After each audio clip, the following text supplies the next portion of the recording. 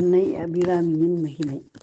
தஞ்சாவூரை சரபோஜி மன்னர் ஆட்சி செய்த காலம். சுப்பிரமணிய பட்டர் என்பவர் தினமும் திருக்கடையூர் அபிராமியை வழிபடுவார். ஒரு நாள் அம்மனின் முகத்தை பார்த்து மெய்மறந்த நிலையில் இருந்தார். அப்போது சரபோஜி மன்னர் கோயிலுக்கு வந்தார். ஆனால் அது பட்டருக்கு தெரியவில்லை. ஏற்கனவே பட்டர் மீது பொறாமை கொண்டிருந்த சிலர் இதை தங்களுக்கு சாதகமாக, ஐயா, உங்களை இவர் அலட்சியப்படுத்துவதை பாருங்கள் என்றனர்.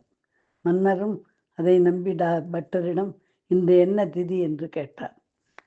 அபிராமியின் பிரகாசமான முகத்தை பட்டர் பார்த்தபடி இருந்ததால் இன்று பௌர்ணமி என்றார். என்ன துரதிர்ஷ்டம்! ஆனால் அன்று தை அமாவாசை.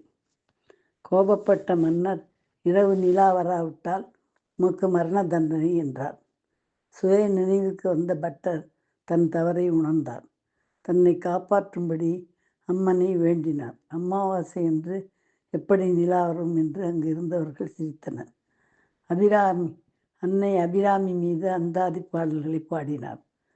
79வது பாடல்கள் பாடும்போது காதில் அறிந்த தாடங்கம் என்ற தோட்டை வானில் எரிந்தாள் அபிராமி.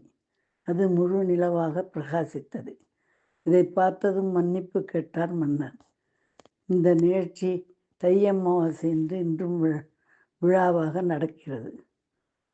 புஷ்ப அலங்காரத்தில் எழுந்தருளும் அம்மனின் முன் அர்ச்சகர்கள் அந்தாதி பாடல்கள் பாடுவார்கள்.